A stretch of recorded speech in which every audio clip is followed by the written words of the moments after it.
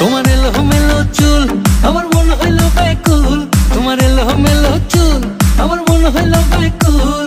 যদি তোমার সম্মতি পাইতাম আমি তোমার বাড়ি ঘটক পাঠাইতাম, আমি তোমারে বউ বানাইতাম।